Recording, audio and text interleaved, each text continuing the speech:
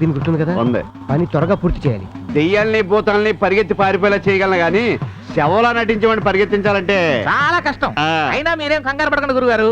ఒకవేళ కదటం జరిగింది అనుకోండి, మనం నిలువుగా పరిగెట్టేద్దాం. నేను పారిపోగలను, నీ గురించి ఆలోచిస్తున్నా. అదో జబ్బులే. శవం ఎక్కడరా?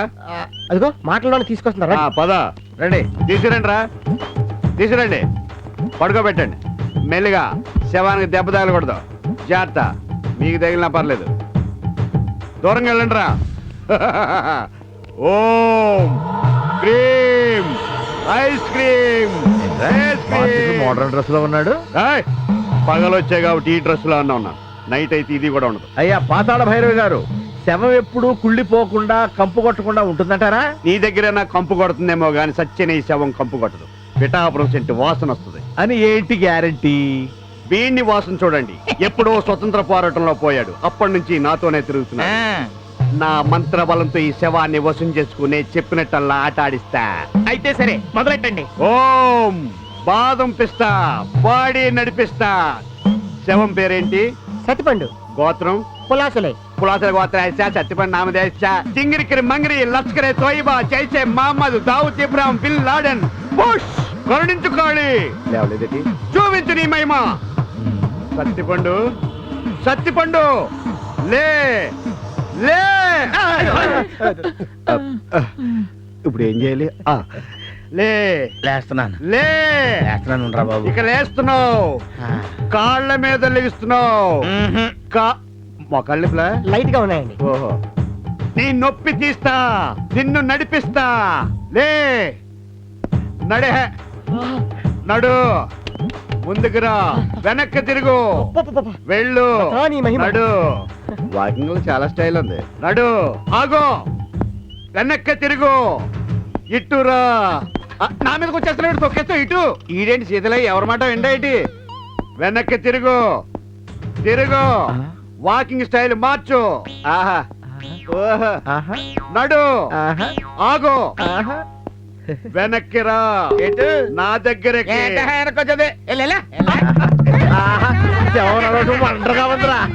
పారిపోయింది. పారిపోయిందా? పదాలు మరి లే. ఏం లేవలేను అనుకున్నా. శవం చెప్పినట్టు వింటుందన్నా, మరి పారిపోయింది. శవానికి సేవడు ఉందని నాకెందుకు చెప్పలేదు? అందుక ఎంత చెప్పినా వినకుండా నా బడ్జెట్ పెంచేశాడు. అయినా శవని మాట వినాలిగా. నువ్వు వెర్రేడు గాని అది శవం కాదు. పట్టుకుందాం. నడిస్తే కాదు, పరిగెట్టాలి. ఒరేయ్, మనం ఇలా పరిగెడదాం, పదరా.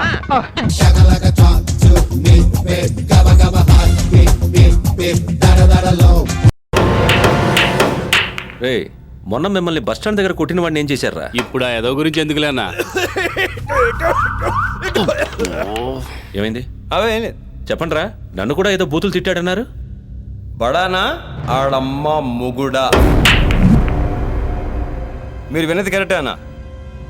బడానా ఆడమ్మ ముగుడా అన్నాడు. నీకెలా తెలుసు? అదిగో మా అన్నయ్య చెప్పాడు. చెప్పరా?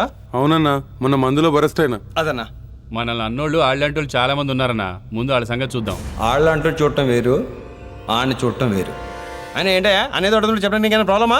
ఆడికి నీకు లింక్ ఉన్నట్టుంది. నమ్మాయి, నిన్న కాక మొన్న వచ్చి ఏంట్రా సంబంధం నీకు? కొట్టింది ఆడు, కొట్టించుకుంది మేము. సరే ఎర్రి వచ్చిన దగ్గర చూస్తున్నాను. ఏంట్రా ఎక్స్ట్రా చేస్తున్నావు? చిరాకు దబ్బిందంటే కాల్చి పారేస్తాను. ఇదేమన్నాయండి బాబు? ఇప్పుడు నేను తప్పు మాట్లాడాను? అమ్మాయి కుడి చేసిన మీదెక్కటమేనా? ఇదిగో మీ కోపండి లాగి రెండు కొట్టండి, అంతేగాని చిన్నపిల్లలు చేసి ఏడిపించుకున్నా నన్ను. ఏంటన్నా వీళ్ళు మానతలే కన్నా మాటలు. నువ్వు మంచోడన్నా కాదట్లేదు. నేను ఇక్కడ మేడలు మెత్తలు కట్టడానికి రాలేదన్నా, ఏదో మీకు సాయం చేద్దామని వచ్చాను. చిన్నప్పుడు మా అమ్మ నాన్న కూడా అనే అనలేదు. ప్రతిరోజు ఏ చిన్న విషయం ఏవో ఇలాగే ఎక్కిస్తారన్నా నా మీద. ర్యాగింగ్ చేసి మరి తప్పుతారన్నా. అదిగో మా అన్నయ్య కూడా అర్థం కలిసిపోయాడు. చాలా విషయాలు చెప్పట్లేదు తెలుసా మీకు? ఎరా చెప్పమంటారా? ఇలాంటప్పుడే మనసు చాలా బాధగా ఉంటుందన్నా. తట్టుకోవడం చాలా కష్టం తెలుసా. ఎన్నో మీతో చెప్పుకోవాలనుకుంటాను, మనసు చెప్పి మాట్లాడాలనుకుంటాను. మళ్ళీ మీకు గొడవ పెట్టడం నేను ఊరుకుంటాను అంతే. నాకెందుకన్నా చెడిపోయారు.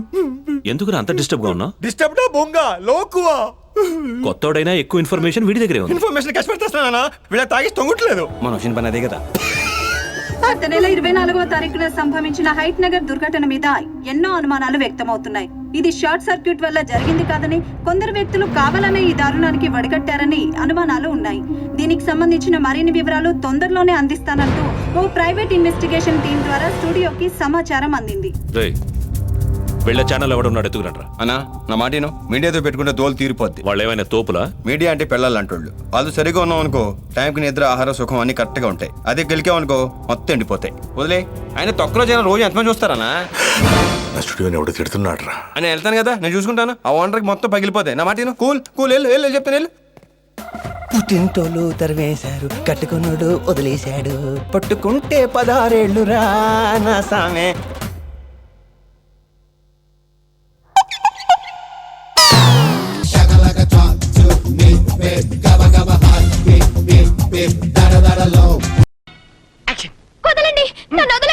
ఏంటి అర్పులు?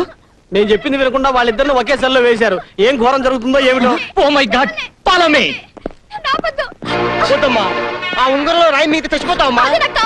వద్దమ్మా, నువ్వు చచ్చిపోతే ఎన్కౌంటర్ పేరుతో ఇతన్ని డిస్మిస్ చేస్తారమ్మా. చేస్తే చేయనివ్వండి. నాకు చేసిన అన్యాయానికి వాడికి తగిన శాస్త్రం జరగాల్సిందే. ఏంటమ్మా నువ్వు చెప్పేది? వాడు నా శీలాన్ని దోచుకున్నాడు. ఏదబద్ధం? అప్పలకొండ డబ్బు కక్కుర్తి పడిన అరెస్ట్ చేయడమా?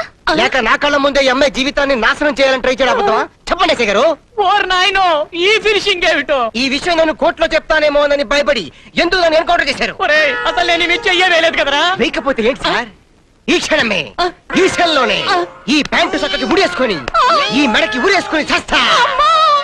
దాంతో ఒకే రోజులో ఒకే టైంలో ఓ ఎస్ఐ మానభంగం, ఓ ఎన్కౌంటర్ చేశారని ఓ డిస్మిస్ ఆర్డర్ వస్తుంది. సార్ వాళ్ళ ట్రెండ్ చూస్తుంటే టోటల్ గా మీకేదో ఫినిషింగ్ ఇచ్చేలా ఉన్నారు సార్. భలే క్యాచ్ చేసావు. 4 రోజులు కాకముందే ఇదే స్టేషన్ లో నువ్వు ఎస్ఐ కాకపోతే ఈ ఎస్ఐ మీద ఒట్టు. Thank you sir.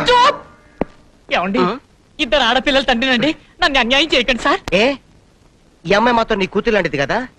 ఆ అప్పల కొండగాడు ఇచ్చే డబ్బుల కోసం కక్కుర్తి పడి ఈ అమ్మాయి బతుకు నాశనం చేస్తావా? సారీ సార్, నన్ను క్షమించండి సార్, ప్లీజ్ సార్. ఆ సెల్ ఓపెన్ చేసి వాడిస్తాను, వదిలేండి. తొందరగా తెరు. నెక్స్ట్ టైం మగపిల్లడి కోసం ట్రై చేయండి. All the best. Thank you sir.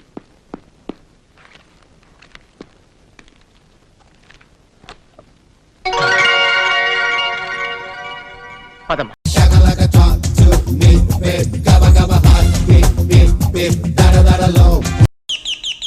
Foreign నుంచి వచ్చే ఆల్బమ్ తెద్దామని బొప్పులు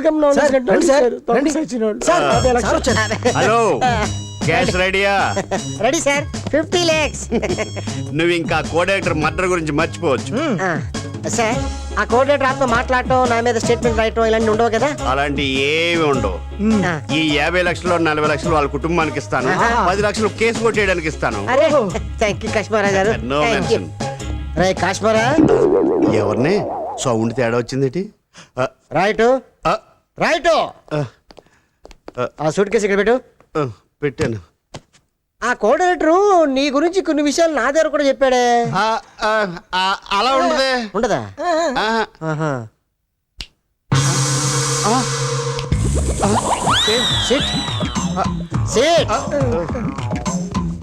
స్పీక్. నేను ఎలా మర్డర్ అయ్యానో నాకే తెలియదు. ఈ చెంచాగాడు డిటెక్టివ్ కాశ్మోరా కలిసి మిమ్మల్ని చీట్ చేస్తున్నారు. నువ్వు వెళ్ళిపోవచ్చు.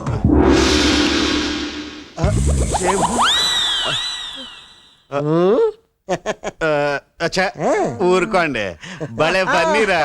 పన్నీ కాదురా, ఫ్యాక్ట్ రా. ఏయ్, నువ్వు ఆ పేపర్లు మారుస్తున్నప్పుడే నాకు డౌట్ వచ్చిందిరా. నువ్వు ఏ శివారెడ్డి దగ్గర అయితే మిమిక్రీ చేయించి క్యాసెట్ రికార్డ్ చేయించావో, నేను కూడా ఆ శివారెడ్డి దగ్గర మిమిక్రీ చేయించి క్యాసెట్ రికార్డ్ చేయించి తీసుకొచ్చాను రా. ఈ బొట్టుగాడి మీద డౌట్ వచ్చి ఈ ఫోన్ ట్యాప్ చేశాను. అప్పుడు తెలిసింది మీ ఇద్దరు బావా బామర్దని. ఈడు అమెరికా నుంచి వచ్చాడు, ఈడు ఎన్ఆర్ఐ, ఈడికి దయ్యాలంటే భయం, ఈడి దగ్గర 50 లక్షలు నొక్కేద్దామని చెప్పేసి మీ ఇద్దరు ప్లాన్ వేసారా. నేను చిన్న జలకిస్తాను, ఇది అమెరికా స్టైలు.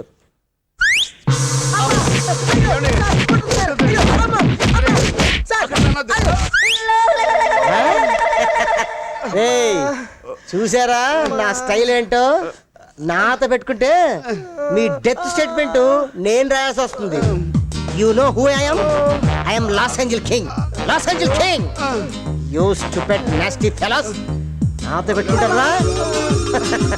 డిజ్నీ ల్యాండ్ గడగడ వడికిందిరా నా గురించి.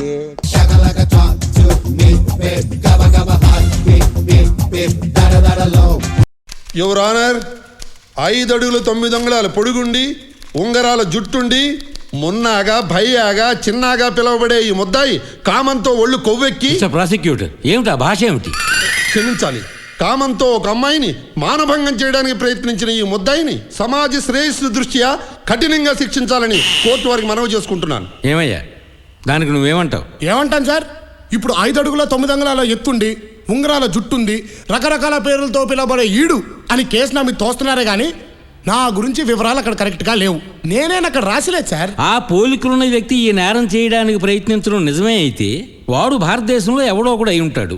అది నువ్వే ఎందుకు కాకూడదు?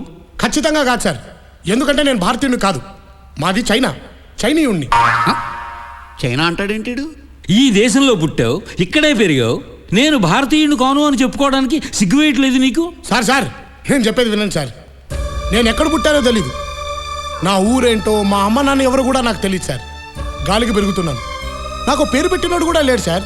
ఒకడు మున్న అంటాడు, ఇంకోటి అన్న అంటాడు, ఇలాగే రకరకాలుగా పిలుస్తూ ఉంటారు సార్. నేను ఎవడికి తెలీదు. మరి ఈరోజు నా దేశపు కోర్టులో ఆనవాళ్లతో నన్ను సబ్మిట్ చేశారు సార్. ఇవన్నీ లేని నేను భారతీయుణ్ణి అని ఎలా చెప్పుకోమంటారు సార్? నాది భారతదేశం కాదన్నందుకే మీకు ఇంత కోపం వచ్చింది. ఇవన్నీ లేని నాకెంత కోపం రావాలి? అలాగని నా కోపం ఎవరిని చూపించుకోవాలి సార్? నాకే కాదు సార్, మా బస్తీలో ఉన్న ఎవరికి ఏ గుర్తింపు లేదు. మేము లకడి కప్పుల్లో ఉండేవాళ్ళం సార్. అక్కడేదో బిల్డింగ్లు కడుతున్నారు, పోమన్నారు. అక్కడి నుంచి పంజగుట్ట వచ్చాం, అక్కడ పోమన్నారు. అక్కడి నుంచి అమీర్పేటకు వచ్చాం. ఇలా ఎంత దూరం అని పోవాలి, ఎంత కాలం అని పోవాలి సార్? మాకు ఇళ్ళు లేవు, స్థలాలు లేవు, ఓటర్ లిస్టుల్లో పేర్లు లేవు, రేషన్ కార్డులు లేవు సార్. ఇవన్నీ లేకపోయినా మేము భారతీయులమే సార్. బోలో స్వతంత్ర భారత్ కే! కానీ సార్ మీరు భారతీయులే, ఆ కుర్చీ మీద కూర్చొని ఉన్నారు సార్. కాస్త మా అందరి గురించి ఆలోచించండి. నా గుర్తింపు వచ్చిన తర్వాత ఈ నేరం నేను చేశాను లేదో తర్వాత చెప్తాను. ముందు మా అందరికి కాస్త గుర్తింపు ఇవ్వండి సార్ ప్లీజ్. నగరం నడిబొడ్డులో ఇంతకాలం నుంచి ఈ బస్తీలో ఉంటున్న వీరిని ప్రభుత్వం గుర్తించినందుకు కోర్టు విచారం వ్యక్తం చేస్తూ వారికి తగు గుర్తింపు ఇవ్వాలని సంబంధిత అధికారులను ఆదేశిస్తోంది. మున్నా అనబడే ఈ ముద్దాయిని బెయిల్ మీద విడుదల చేయాలని ఉత్తర్వులు జారీ చేస్తూ ఈ కేసుని వచ్చే నెల 8వ తేదీకి వాయిదా వేయడమైనది. ఇలాగైందేంటి?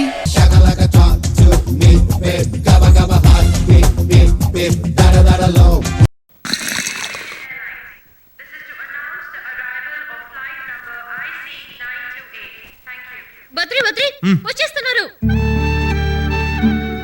హాయ్ బాబా, ఏంటి మా అబ్బాయి ఇంత రంగు వచ్చేసాడు? Hi dad. Hi mom. అమ్మా బాగున్నావా? ఏంట్రా ఇంత చిక్కిపోయావు, సరిగ్గా తింటలేదా? ఎగ్జామ్స్ కదా aunty. What exams baby, very healthy. నువ్వు ఆరోగ్యంగా ఉంటేనే కదా మాకు ఆనందంగా ఉంటుంది. నాన్న బాగున్నా. అన్నట్టు మీ అమ్మగారు బాగున్నారా? రోజు నువ్వు మీ ఆంటీ కళ్ళకి వస్తున్నావు ఉంటా. నాన్న అదే లగేజ్ తీసుకురా, లగేజ్ తీసుకురా. Luggage okay. అమెరికాలో ఉంటాం కాదు కానీ ఆంధ్ర భోజనానికి మొహం వాసిపోయాం. చెల్లమ్మా, పదార్థాలన్నీ చాలా రుచిగా ఉన్నాయి, ముఖ్యంగా ఈ దోసకాయ పచ్చడి. నువ్వేట్రా మొహం అట్టబెట్టి తింటున్నావు? అరే, అమ్మా నాన్న అమెరికా నుంచి వచ్చారే, వాళ్ళని కాస్త ఆప్యాయంగా పలకరిద్దాం అన్నటువంటి జ్ఞానం మాత్రం లేదు. అసలు నీ మీద మీ అమ్మ బెంగపడబట్టారా నిన్ను చూపిద్దామని తీసుకొచ్చాను. ఆ ఫేస్ ఏంటి? ఏముంది, అమెరికాలో బయలుదేరక ముందే ఫోన్ చేశారు. ఇక ఎయిర్పోర్ట్ లో దిగ్గానే బాగా కౌగిలించేసుకుని ప్రేమ ఒలకపోసారు కదా, అది తట్టుకోలేక ఫేస్ ఇలా ఉంది. అబ్బా జోకు. సరేనమ్మా, పెళ్ళి ఎప్పుడు చేసుకుంటున్నారు? అంటే బద్రికి తొందరగానే ఉంది అంకుల్, నేనే ఆపుతున్నాను. ఈ సంవత్సరం అయిపోతే నా కోర్స్ పూర్తవుతుంది. అయిపోగానే ముహూర్తాలు ఉన్నా లేకపోయినా డన్. మా కోరికల్లో ఏం లేదమ్మా, మీరు తొందరగా పెళ్లి చేసేసుకుని ఓ మనవన్న మనవరాల్లో ఇచ్చేసారనుకోండి, వాడిని తీసుకుపోయి అమెరికాలో కూర్చొని హాయిగా ఆడుకుంటాం. ఏమే? అవునమ్మా, ఈ మధ్య పిల్లల మీద మోస్తూ ఇంగ్లీష్ పిల్లల్ని ఎక్కడ పడితే అక్కడ ఎత్తుకుంటుంటే కిడ్నాపింగ్ కేసు కూడా పెట్టారు. సెల్లో పడేసి కుమ్మేయాల్సిందే. నోరు మొయ్యి, పెదవాసిలో నువ్వును. తొందరగా పెళ్లి చేసుకుని పిల్లలు గను. పెద్ద పనులే ఉన్నాయి మనకి ఇక్కడ. సారీ, నేను చేసుకోను. ఏం బాబు, ఏమైంది తమకి? మొన్నటిని దాని ముఖం చూసి చూసి బోరు కొట్టింది. ఫోర్స్ కొడుతున్నావా? చుపాస్. Wait wait I'll see you wait wait. ప్రతిమాడతాను అనుకుంటున్నావా? నిన్నెవడు చేస్తున్నాడు పోవే. ఎందుకు చేసుకో? ఇలా అయితే వీళ్ళు ఎలా కాపురం చేస్తారండి? మనకి ఎట్లా అలాగే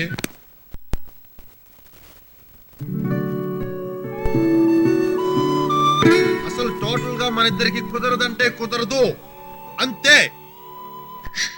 వద్దు బద్రి, నన్నేం చెయ్యొద్దు. నువ్వు చేస్తున్నావుగా. నేను చేస్తే పర్వాలేదు, నువ్వు ఏదైనా చేస్తే తట్టుకోలేను. ఏయ్ I hate you. I hate you two. నీ ముఖం ఇప్పుడు అతను చూస్తున్నావంటే. ఏయ్ నేను నీతో మాట్లాడను. ఏంటే కూసావు? నీకేమన్నా పిచ్చి అంటే? నాకా పిచ్చా? ఏమన్నా మళ్ళీ అను. నీకే పిచ్చి. ఎలా బతుకుతారో ఏమిటో. ఇలా అయితే చాలా కష్టం. లోపల రివర్స్ గా జరుగుతుందని నా డౌట్.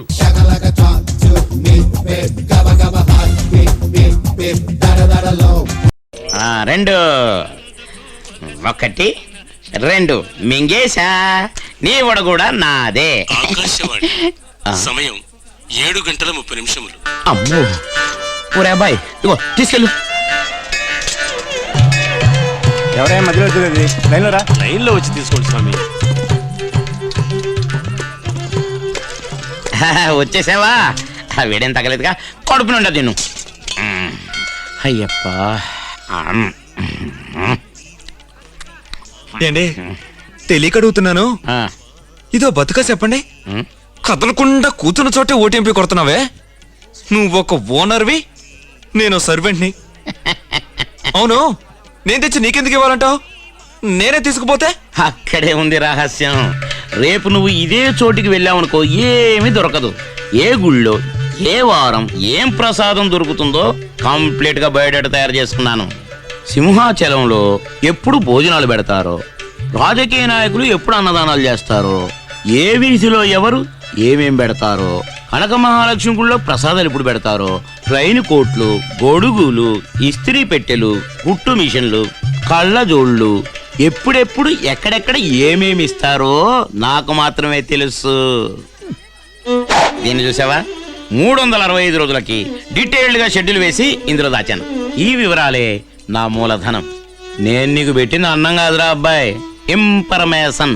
Information is wealth. ఊరంతా తిరిగి అష్ట కష్టాలు పడి సంపాదించే దేనికి? దీనికే కదా ఇన్ఫర్మేషన్. మీ పేరేటండి? అన్నారావు. అండాలో అన్నారావు.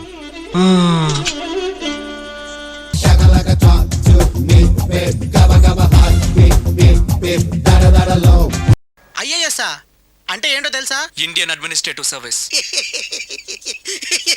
ఐఏఎస్ అంటే ఇండియన్ అడ్మినిస్ట్రేటివ్ సర్వీస్ అని తెలుసుకోగానే ఐఏఎస్ అయిపోర్రా సన్నాసి. నేను అవ్వాలనుకుంటున్నాను సార్, మీరు గైడెన్స్ ఇస్తే. నేనే కాదు, ఇండియాలో ఉన్న ఐఏఎస్ ఆఫీసర్లు అందరూ వచ్చి నీ కోచింగ్ ఇచ్చి గైడెన్స్ ఇచ్చి కాపీలు అందించినా నువ్వు ఐఏఎస్ ఆఫీసర్ అవ్వలేవు. వెళ్ళరా, నువ్వు ఐఏఎస్ అవ్వడం ఏంటి? మీరే అలా అంటే ఎలా సార్? అనకేం చేయమంటావురా? అవును, ఎంత సడన్ గా నీకు ఐఏఎస్ అవ్వాలనే జ్ఞానోదయం ఎలా కలిగిందిరా? ఐఏఎస్ అవ్వడం అంటే ఫ్రెండ్స్ నేర్చుకుని సినిమాలకి షికార్లకి తిరగడం అంత తేలిక అనుకుంటున్నావా? ముందు డిగ్రీ పూర్తి చేయరా. నువ్వు డిగ్రీ పాస్ అయితే ఐఏఎస్ అయినంత.